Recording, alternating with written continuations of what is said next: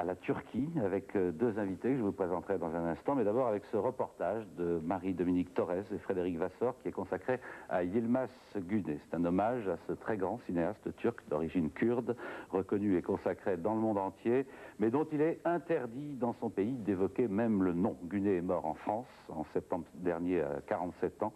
Il s'était évadé de Turquie en 81 où il purgeait une peine de prison pour une histoire de meurtre où sa culpabilité, là encore, n'avait jamais été établie clairement.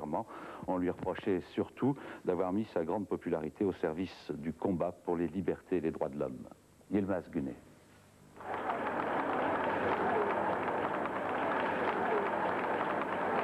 Enfin, Vittorio Gassman remet aux deux ex-aequo, Costa Gavras et Yılmaz Güney, la palme d'or de ce festival de Cannes. En les associant, ces deux cinéastes ont salué le travail de ces deux auteurs en faveur des droits de l'homme.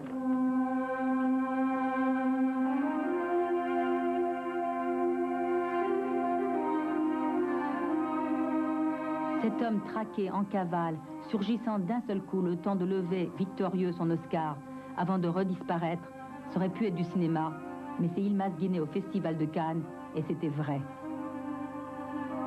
Guerre de nerfs, guerre sourde, guerre sans merci entre un homme et un pays, la Turquie.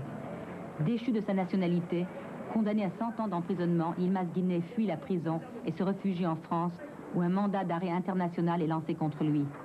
La Palme d'Or, jamais le gouvernement turc ne pardonnera ce camouflet à la face du monde. Il s'agit à présent d'effacer jusqu'au souvenir de ce fils rebelle.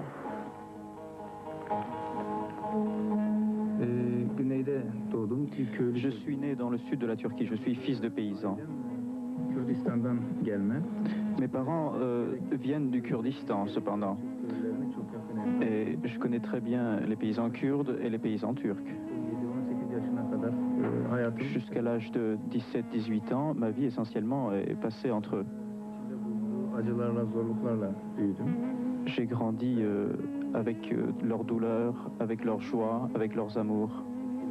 Et en tant qu'artiste, leur situation m'a énormément marqué. Et c'est un devoir pour moi de parler d'eux.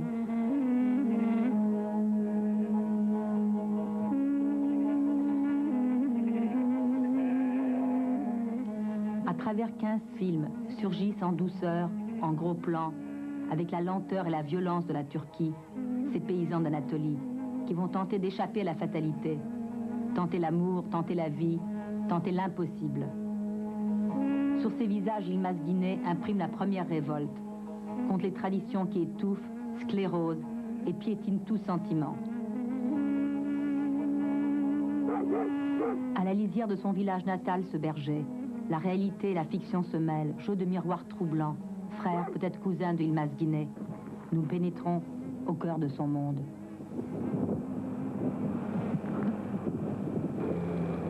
Enfant pauvre de cette terre aride, Yılmaz Güney est destiné au ramassage de coton. Son père, petit métayer, souhaite qu'il devienne fonctionnaire. Sa mère fait des ménages chez les riches. Oui, l'exploitation, la misère, l'humiliation, Yılmaz Güney connaît. Oui, l'homme se bat sur tous les fronts à la fois et rêve de voir jaillir l'étincelle de la révolte d'ici, de Yenice, son village.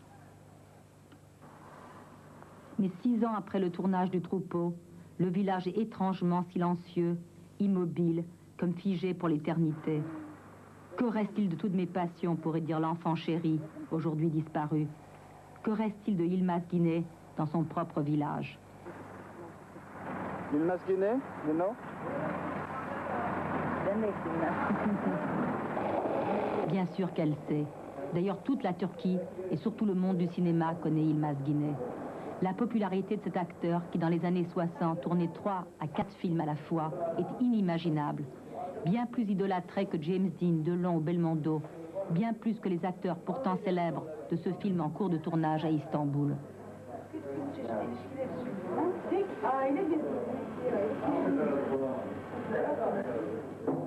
Plus de 100 films à son palmarès.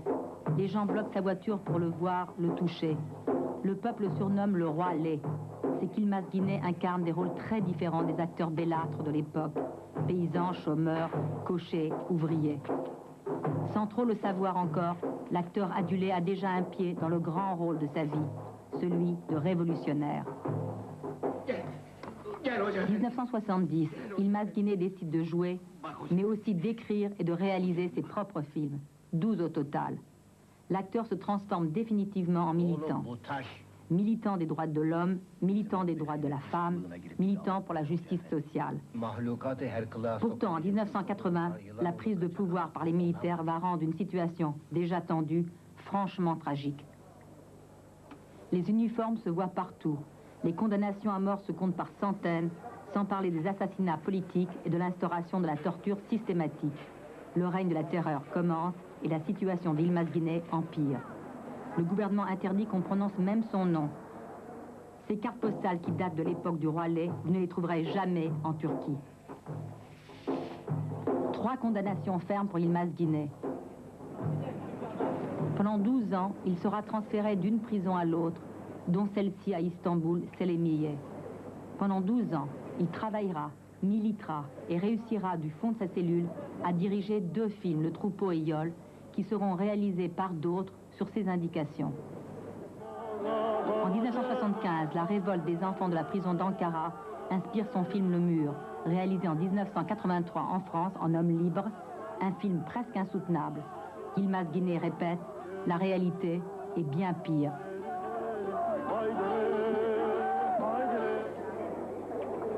Atmosphère détendue à cette vente de livres à Istanbul. Beaucoup d'auteurs, le cœur à gauche, y vendent sans tracasserie apparente leurs ouvrages, caricatures, lettres de prison. Ici, aucun ouvrage de Yılmaz Güney. Ses amis, ses connaissances, ses collègues de travail sont là. À la mention de son nom, tristesse et impuissance se dessinent sur les visages.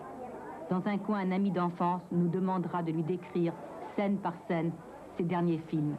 Il n'en a vu aucun. Pourtant, Yılmaz Güney a publié 6 livres.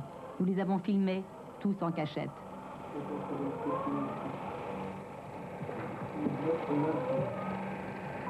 Voici l'encyclopédie du cinéma turc de cette année. Yılmaz Güney n'existe plus.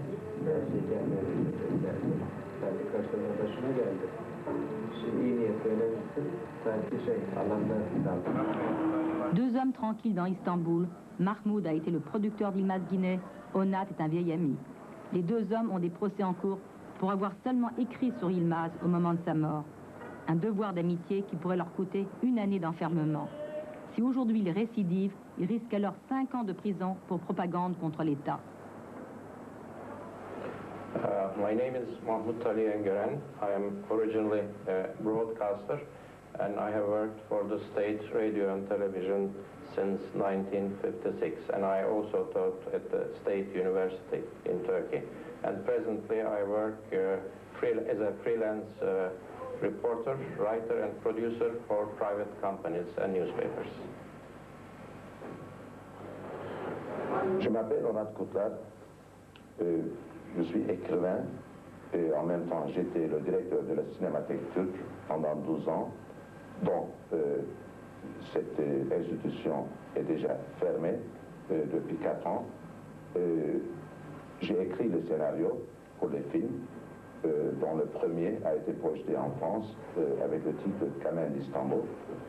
Maintenant, je travaille comme un écrivain privé.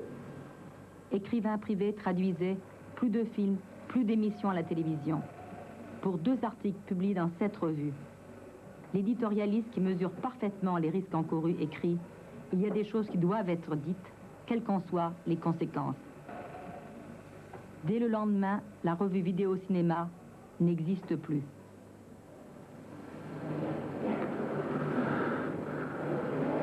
Şu an tek düşündüğüm şey Suskunluğun filmini yapmak. Ama nasıl yapacağımı bilmiyorum.